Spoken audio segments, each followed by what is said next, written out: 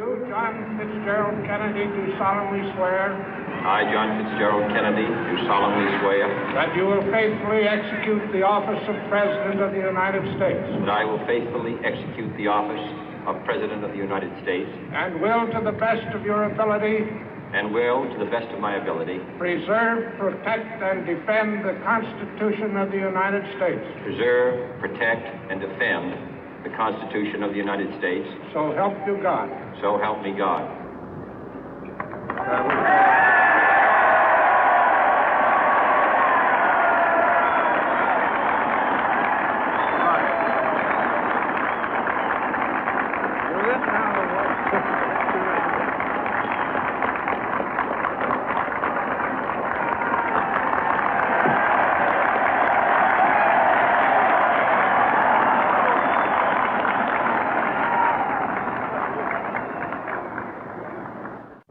Vice President Johnson, Mr. Speaker, Mr. Chief Justice, President Eisenhower, Vice President Nixon, President Truman, Reverend clergy, fellow citizens.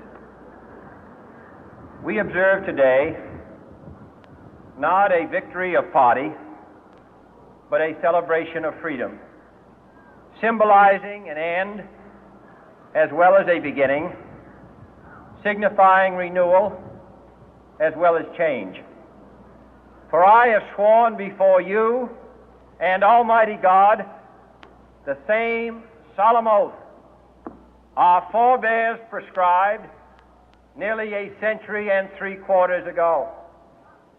The world is very different now, for man holds in his mortal hands the power to abolish all forms of human poverty and all forms of human life.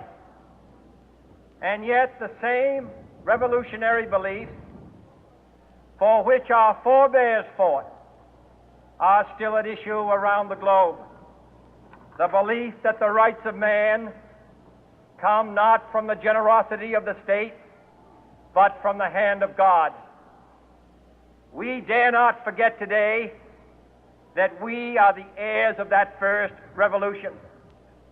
Let the word go forth from this time and place to friend and foe alike that the torch has been passed to a new generation of Americans born in this century, tempered by war, disciplined by a hard and bitter peace, proud of our ancient heritage, and unwilling to witness or permit the slow undoing of those human rights to which this nation has always been committed and to which we are committed today at home and around the world.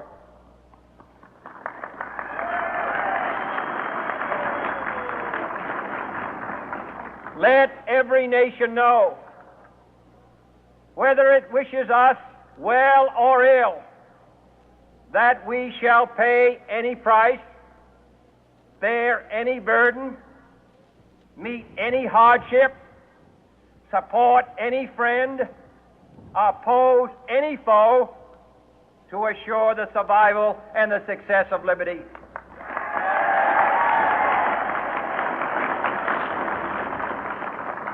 This much we pledge and more.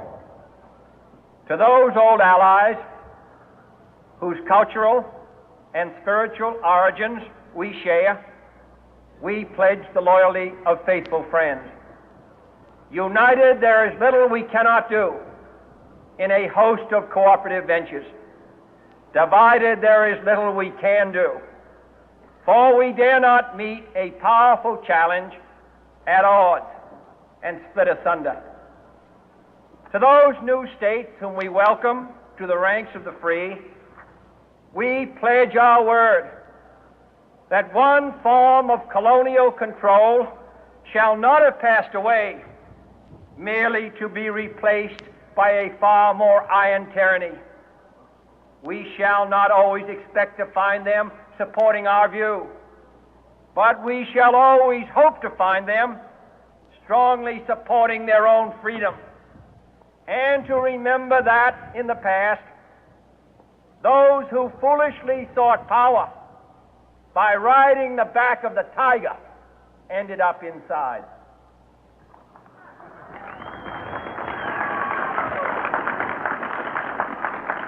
To those people in the huts and villages of half the globe struggling to break the bonds of mass misery, we pledge our best efforts to help them help themselves for whatever period is required, not because the communists may be doing it, not because we seek their votes, but because it is right. If a free society cannot help the many who are poor, it cannot save the few who are rich.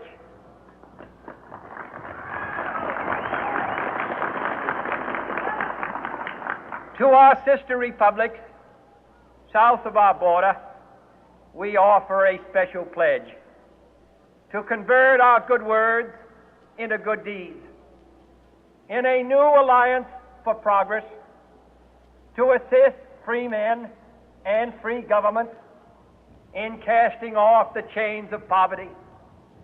But this peaceful revolution of hope cannot become the prey of hostile powers. Let all our neighbors know that we shall join with them to oppose aggression or subversion anywhere in the Americas. And let every other power know that this hemisphere intends to remain the master of its own house.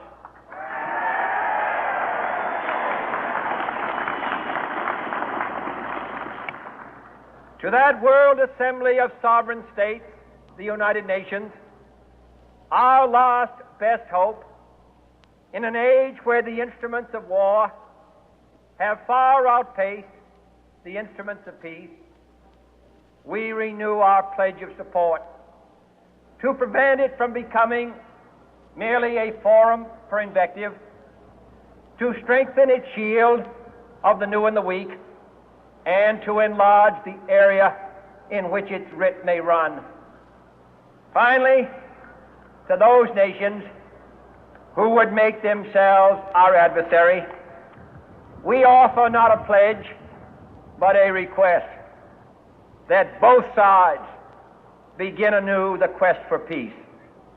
Before the dark powers of destruction, unleashed by science, engulf all humanity in planned or accidental self-destruction, we dare not tempt them with weakness, for only when our arms are sufficient beyond doubt can we be certain beyond doubt that they will never be employed.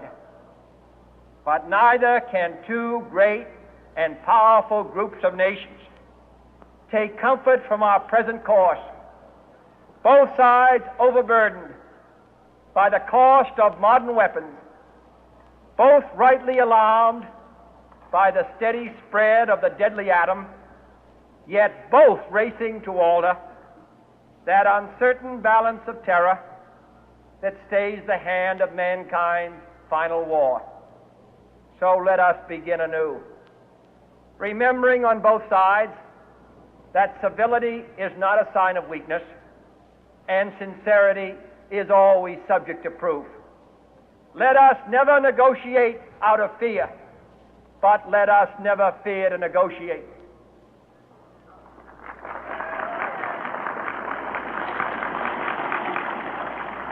Let both sides explore what problems unite us, instead of belaboring those problems which divide us.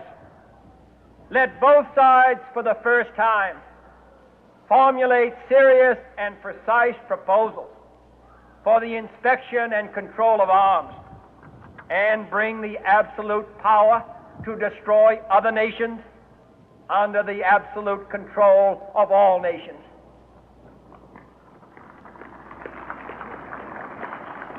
Let both sides seek to invoke the wonders of science instead of its terrors.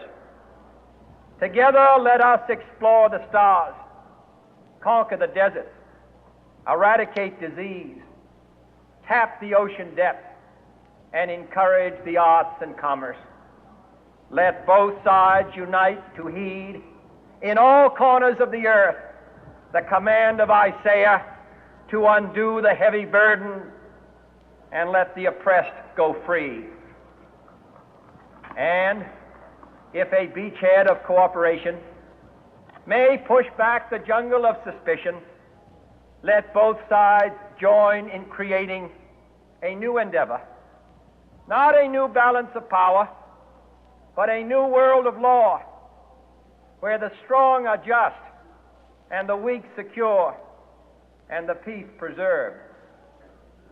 All this will not be finished in the first 100 days, nor will it be finished in the first 1,000 days, nor in the life of this administration, nor even perhaps in our lifetime on this planet. But let us begin.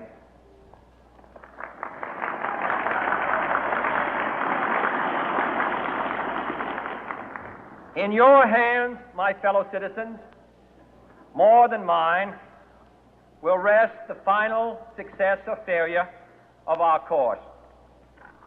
Since this country was founded, each generation of Americans has been summoned to give testimony to its national loyalty.